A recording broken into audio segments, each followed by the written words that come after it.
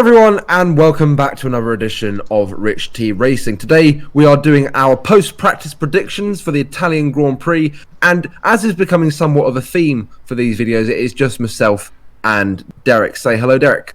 Hello, everyone. Now, before we get going, Derek, I just have to make sure, are you okay? Because you just had to spend some time in IKEA, and that's obviously where happiness goes to die. So we'll make sure that you were the most stressful place on the planet. Like, you can't get out. Like, you just, like, I just want to get, like, a desk and then leave, but you can't. You have to go through the whole freaking shop, and it's like a maze. I hate it. No, you want to know a life hack? Go on. Just go through the exit, go the other way around, you can just immediately get to the storage bit. Life hack. I like it. So that's our bloke talk about shopping. We obviously hate it, but anyway, let's get into what we actually want to talk about, and that is some qualifying predictions. So I think normally I hand it over to somebody else, but I'm going to start this time because I never get to start these things. So I'm going to start my qualifying predictions. So I'm going to be a dickhead again, and I'm going to go from the back because that's I always prefer doing that. It's a lot more random. So starting at the back will obviously be Mr. Robert Kubica, then George Russell, a little bit more on them in a bit. Putting 18th, I'm going with Lance Stroll, just because. Hulkenberg 17th, Giovinazzi 16th, and then I'm putting Norris and Gasly 15th and 14th because they've got penalties, and I think they'll go into Q2 but not go any further, just to help Kvyat and Sainz get a tow. Then I've gone with Ricciardo 13th, Grosjean 12th, Sainz in 11th, Kvyat in 10th, Raikkonen 9th, Perez 8th, Magnussen 7th, and then we'll have Verstappen in 6th. I think he'll go through to Q3 to help Albon with a tow. Albon will then be in 5th, Bottas 4th, Hamilton 3rd, Vettel 2nd, and Charles Leclerc taking pole position. Okay, so my qualifying predictions are very similar to JJ's, apart from the fact that I forgot Norris has penalties and probably won't get into Q3. So, yeah, anyway, here are my predictions. So, on pole, Mr. Charles Leclerc, off his maiden victory in Spa. Second, Vettel. Third, Hamilton. Fourth, Bottas. Then we have Albon, Verstappen, Raikkonen instead of Magnussen, as I think that Raikkonen, again, similar reasons as to why JJ put Magnussen there. Ferrari engine, but Raikkonen is mad and got pole last year, so I think he's going to outdrive the car. Perez, Magnussen in 9th, cheeky. Norris in 10th, as I already said, forgot that he had penalties and probably won't go to Q3. Then Ricciardo in 11th, Grosjean in 12th, Sainz in 13th. I think Sainz and Norris will probably flip, actually, now thinking about the penalty. Yeah, that's what I was about to say, yeah. Yeah. Gasly in 14th, Kvyat in 15th, Giovinazzi 16th, Hulkenberg 17th, Stroll 18th, Russell 19th, and Kubica at the back of the grid in 20th. So I think we've gone with exactly the same Q1 elimination, haven't we? Yeah. Yeah, that's interesting. I said we'd come on to Williams in a bit, just to go over them slightly. Russell was saying that this could very well be the worst weekend for the car, which is a far cry from where Williams used to be, in that their car used to be very slippery, and this is where they went great guns. Apparently now according to Russell, what the problem with that car is that they've added more drag, so the car isn't fast, but then the drag they've added is shit. So that's why the car is just the worst now. It's drag without downforce, isn't it? Which is just pointless. Yeah. I think later in the year we'll do some roundup of the 2010s for F1, but I would almost go so far as to say that this could be the worst car of the 2010s for that Williams. Even though it's got a point, and we obviously had cars in the start of this decade that didn't score points at all. But even so, it's diabolical, that car. Poor Williams. Do you think it's also, just roughly related to Mercedes dropping off in the power unit, how slow they are? Do you think that they used to rely on that power unit a lot more than they can now? Well, you say Mercedes have dropped off. They're still the second best engine in Formula One, and it's not like they've dropped off massively. It's just Ferrari have overtaken them. So I wouldn't say that the engine being not... I still think the engine is a brilliant engine that's got nearly 1,000 horsepower being chucked out. I just think that the car itself, the direction, is it Paddy Lowe, or Yeah, Paddy Lowe. yeah, I think whatever direction he took the team in has just killed them. And I think, as I've mentioned before in previous videos, that the prize money system has screwed Williams over these past few years. And I think it's all just culminated in this 2019 car. I really hope it can improve for next year for Williams. They should do like the bottom 3 teams get the same amount of money, or like this. They should flip it in NFL.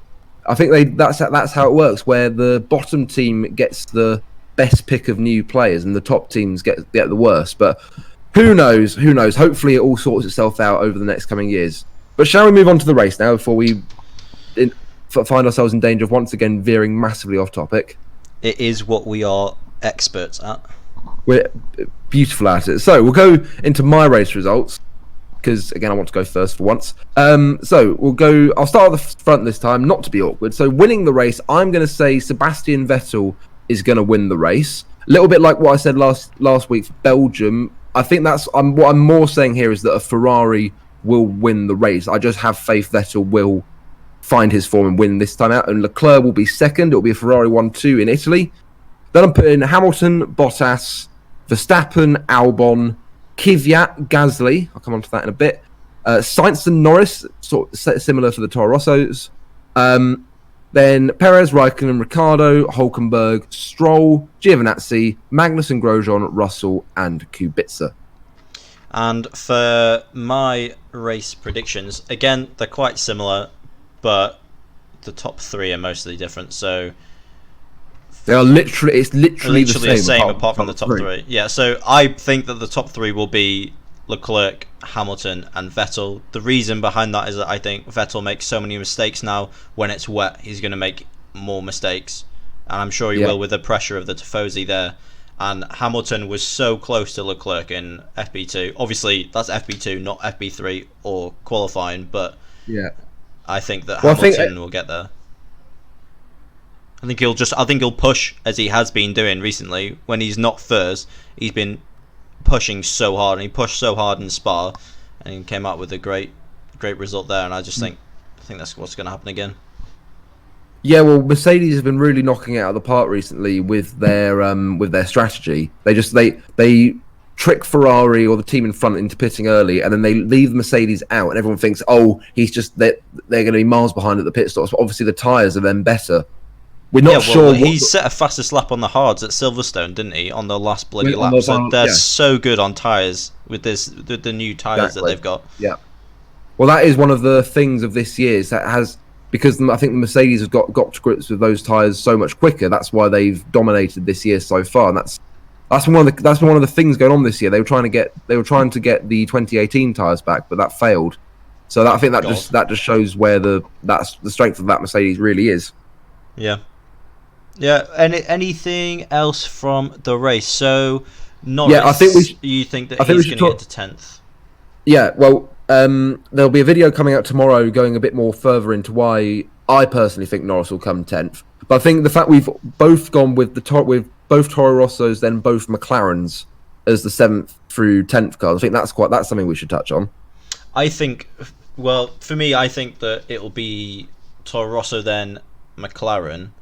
Yep. I think the order could vary. Like, it could be Gasly 7th or whatever. Yeah, but what we're saying is that it's going to be provided that none of the top 6 teams or none of the top 3 teams have any issues, it will be the Toro Rossos and McLarens occupying the final points. That's what we're saying.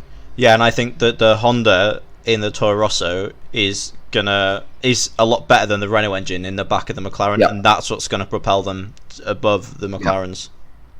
Yeah, and also, did you see their pace in practice was phenomenal? They were I think Kvyat was lapping only a couple of tenths off what Charles Leclerc was doing. Yeah, so the Toro Rosso, obviously in these changeable conditions, as we also saw in Germany, I think the Toro Rosso has got an awful lot of potential to do really well tomorrow on Sunday. And then McLaren obviously have got the 4th best car on the grid, so I can just see them getting into the points as well. Provided that the race is what it's being predicted as at the moment as being changeable, i.e. wet. Yep, Can we have a quick chat about Renault? Because we already have a video of Renault, so go watch that. It'll be in one of the corners, not that one. Yeah. But one of them. That's my line. Wait. But do you think that they're going to be quicker than we predicted, perhaps? Like, do you think that there's a chance that they're actually just going to be rapid and quicker than the McLarens? Well, as we said in our Renault video, that car is so impossible to predict. You know, in the past, the Renault is pretty much nowhere in Monza, but you never know. It could end up being that car that is in the top 10 instead of the McLarens or even the Toro Rosso. So it's impossible to predict. I'm just going on what we've seen in the past and just where I think the car is operating for the majority of this season. But it's impossible to predict, really, where they're going to be. Yeah. And the Haas as well, they're going to be at the back, obviously, because their race pace is so bad. And Giovinazzi will probably drive into a wall, so... Yeah, Giovinazzi will have a great race. He'll probably be running in 7th, and then he'll just spin off at the Curva Grande or something. I have heard whispers, though, that Giovinazzi's contract with Alfa is secure for next year. Oh, Christ. Well, apparently, Karen Chanduk took his dad round for a lap of Monza in an Aston V8, and he asked him what's Antonio's situation for next year, and he said, "Oh, he's already signed. It's just not public yet." That's the rumor going around. I'm not happy about that.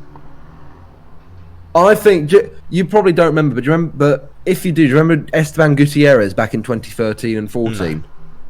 Well, he had very similar to Giovinazzi, but in the second half of the season, Gutierrez actually did quite well, and he got his only points finish in F1 over 3 seasons in Japan that year, and he got given the benefit of the doubt and given the contract for the 2014. I think that if Giovinazzi can do something similar, he'll have earned a second season, but I just can't see him doing that at the moment, and it would be a bit of a shame. I think if Giovinazzi stayed in the sport and Hülkenberg was to drop out, for example, I think that would be a real shame. Yeah, I agree. That's everything, right? No, nothing else to talk about? No, I don't think so. Only just to say that tomorrow the plan is still to have a qualifying reaction as vis-a-vis what we did for the Belgian Grand Prix. Once again, I won't be there, but hopefully Derek and P-Dubs will be. If not, it might just be Derek talking to himself. And then, sorry, FYI, the reason P-Dubs isn't here today is because it's his birthday. So let's all wish him a very unhappy birthday. Yes, his eternal happiness.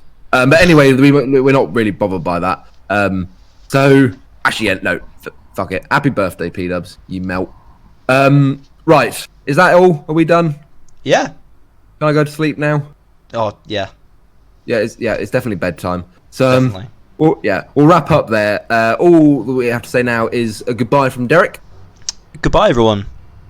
And it's a goodbye from me. And again, if you think our predictions are correct, if you think you think we're miles off, do be sure to let us know in the comments below. But all we shall say now is ta-ta and farewell.